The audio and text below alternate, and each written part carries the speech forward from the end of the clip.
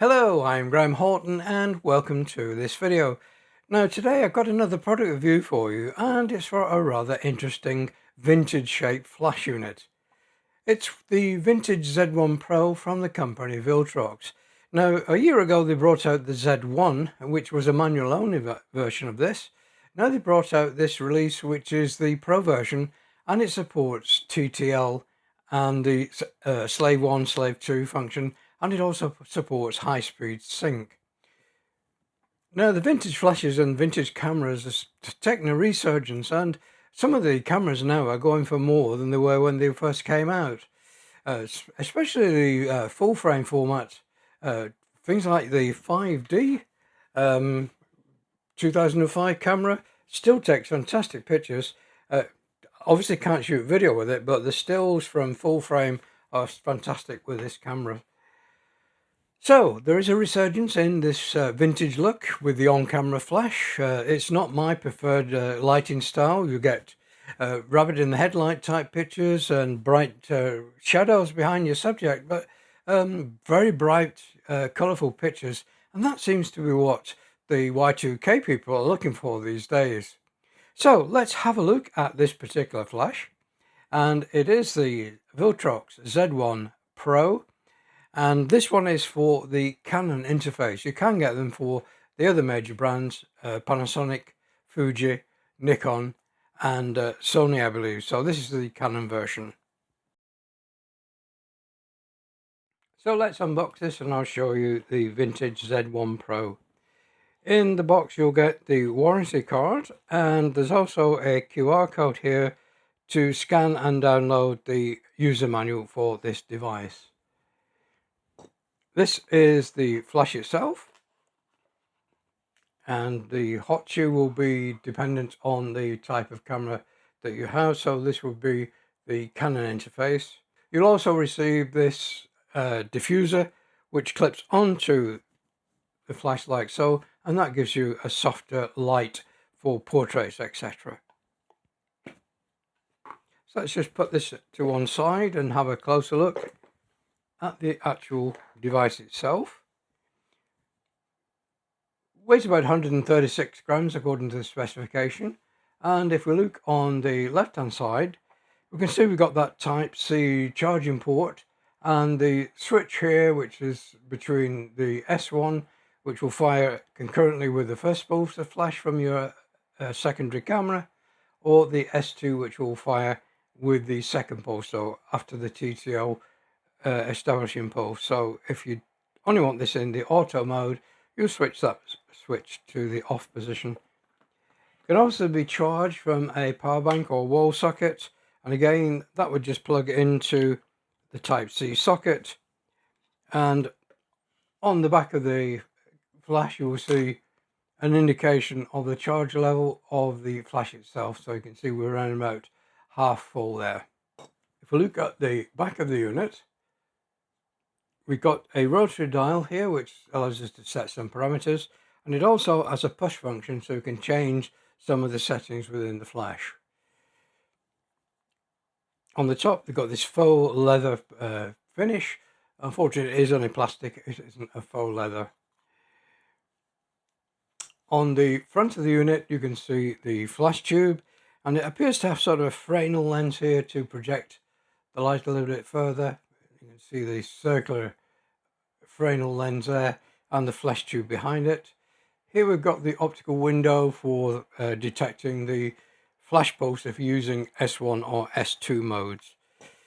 The hot shoe on the bottom with its clamp, so I can take off the protective case, and you can see we've got the hot shoe for the Canon interface and the locking pin to lock that onto your hot shoe of the camera. To turn it on, we have a slide switch here between off and on. When you turn it on, you'll get an animated display. Now, if you've got a Windows PC, if you download their little app, you can actually change the style of that animation, but I don't have a Windows PC and there isn't a Mac compatible program at the moment, so I can't change that to show you what effects you can get. You can see here we've got a green LED which signifies that the flash is charged, and we've got the option between TTL and manual. Now you can do the switch between operations of TTL and manual by just swiping across the touch sensitive display. So right to left you can change between TTL and manual, and up and down will change the synchronization between rear curtain, first curtain and high speed sync. So that you can do with the touchscreen interface. Back to TTL. To change the exposure compensation, you can use this rotary dial. You can also use the push operation of this button here to change the manual mode. Press it again, goes back into TTL. But if I double press it, you'll see we can change the synchronization. So a double click is now going into rear curtain. Double click will put us back into high speed sync. Double click, front curtain. Indication of the current state of the battery, about 50%, as we saw in the interface. It doesn't have a tilt function, so it's direct on camera. So let me just install this on a Canon camera, which is the EOS M6 Mark II. So let me do that for you. So basically it will just slide into the hot shoe of the camera, tighten down the locking collar, and that is the appearance of the flash on the camera. So it's pointing straight ahead, no bounce operation, no tilt. So I'm going to put this into the TTL mode. So if we just go back to the back of the screen, and if I click once, we'll go into the TTL mode, and again you can control the exposure compensation.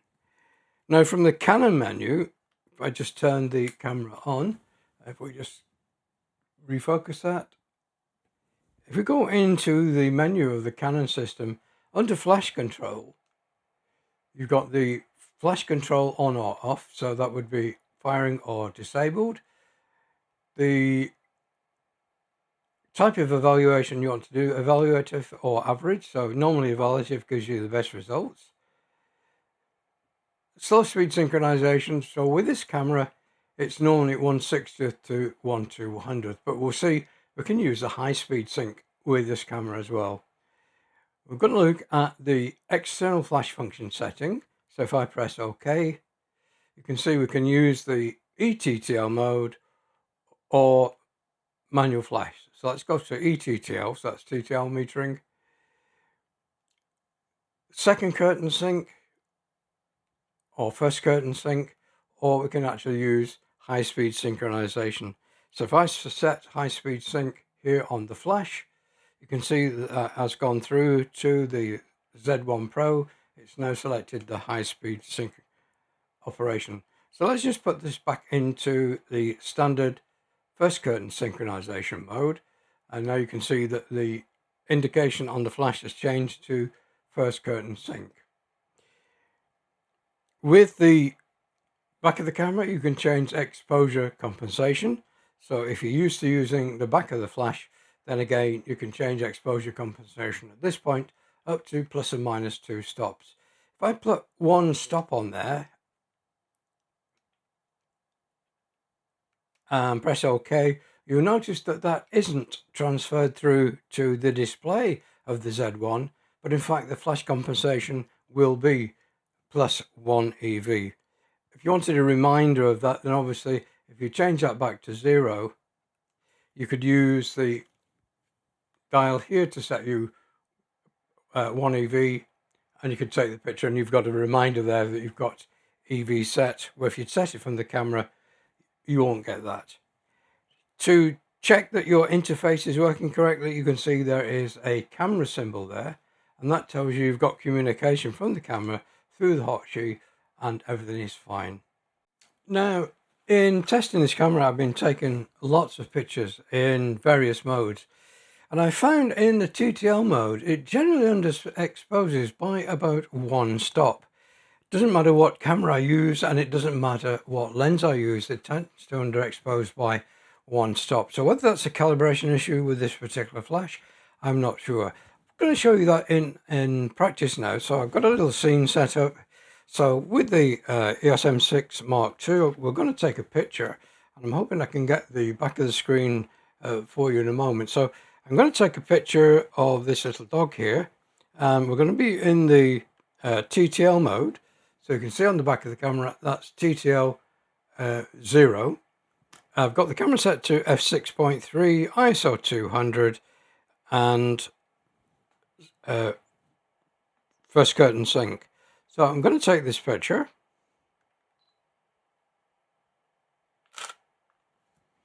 And if you look at the image on the back of the camera there, you can see that it is in fact underexposed. So if I turn on exposure compensation on the camera, and I'm going to put in there 1 EV or 1 stop exposure, we'll take that picture again, try to get the framing the same.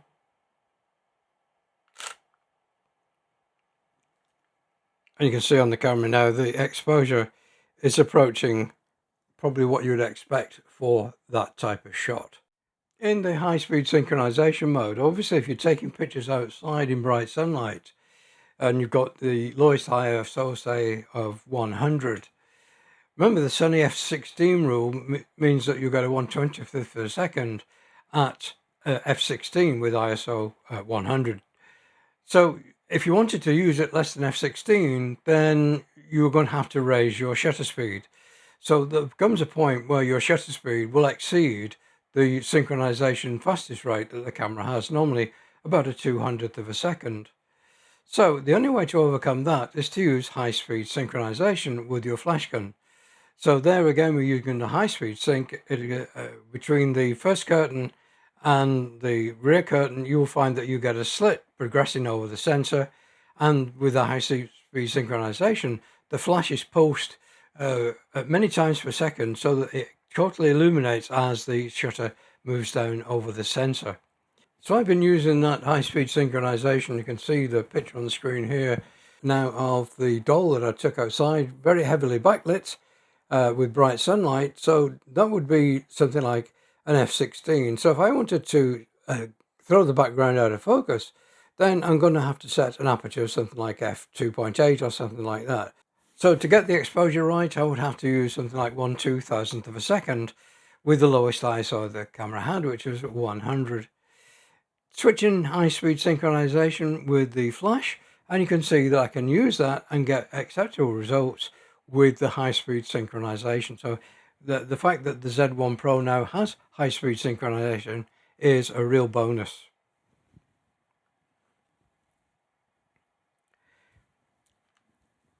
Now the other options are the S1 and S2 synchronization modes. So to enable that, obviously you slide the switch to the front here for S1 and to the rear for S2.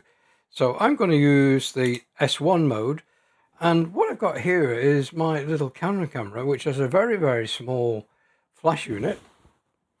You can see that there's a very, very small flash tube, but I'm going to use that in manual mode to highlight the subject, but I'm going to use the Z1 to provide the main flash. So having this on a little bracket, I'm just going to slide the flash into my bracket there.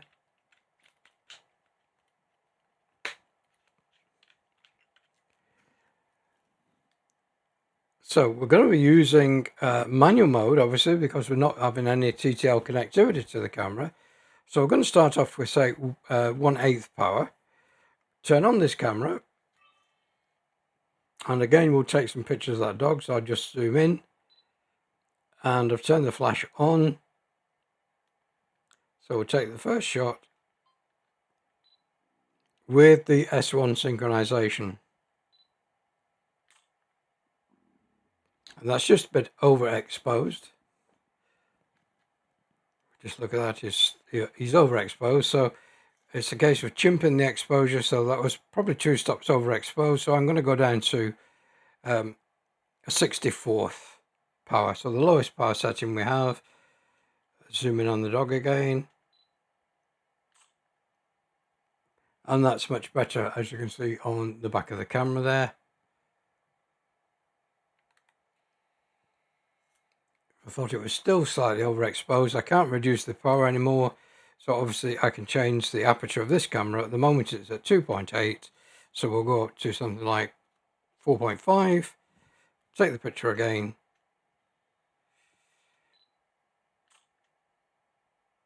and that is a much better exposure. So you can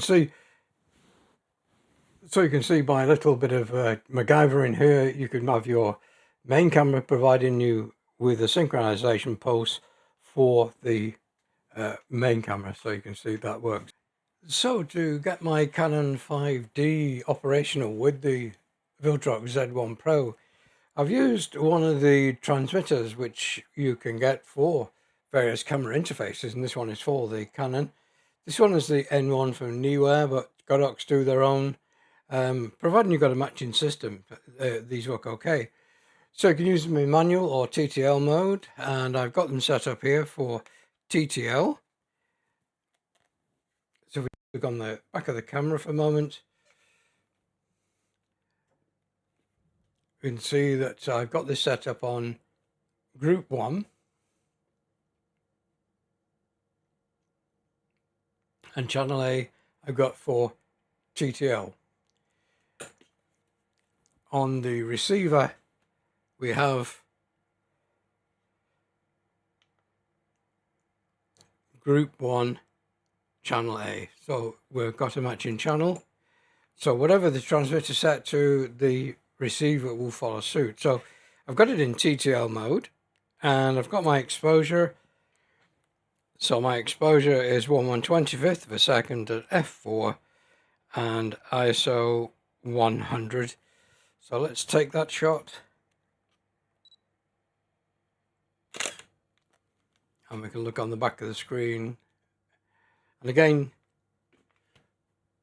this gives you the flexibility of being able to control the camera and holding the flash up at 45 degrees and down to your subject at 45 degrees to give you that better modeling. So let's just take that shot. And again, you can see on the back of the screen here,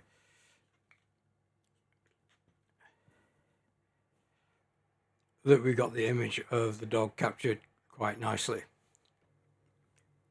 So if you've got an older camera like this Canon 5D back from 2005, it doesn't support high-speed synchronization. So if you want to do outdoor portrait and use a very, very low aperture like f1.8 or f2.8, there is a dodge you can use to enable you to use flash to compensate for that. What you need to do is, first of all, install some ND filtration over the lens, and here I've got a 2 to 5 stop. 2 to 5 stop is probably just, you will need it in the normal sunlight, and the fact it's a variable ND means that you can actually do your focusing with 2 ND and then stop it down to whatever ND you need to balance your exposure. So for example, if I wanted to take a portrait at f2.8, then I would set my lens to 2.8 or f4 on this 24 to 105. I would then adjust the ND so that my shutter speed came back within the normal synchronization range of about 1/200th of a second. Now I could do that by changing my ISO, or I could change the ND. Once I got it within that range, I can then use flash, which would then give me the correct exposure. So I could use manual flash to pulse your subject and get the correct exposure. Now you can see on this dull subject again, I set up the camera with the 2 to 5 stop ND, got the daylight exposure right within the 200 second at ISO 100, and then use the flash to fill the subject to give the correct exposure.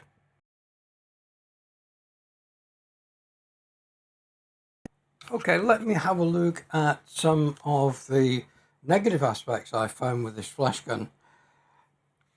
If you've got this mounted on a camera which doesn't have a EVF or optical viewfinder, then you're using the LCD screen to capture your image and make sure your framing is correct.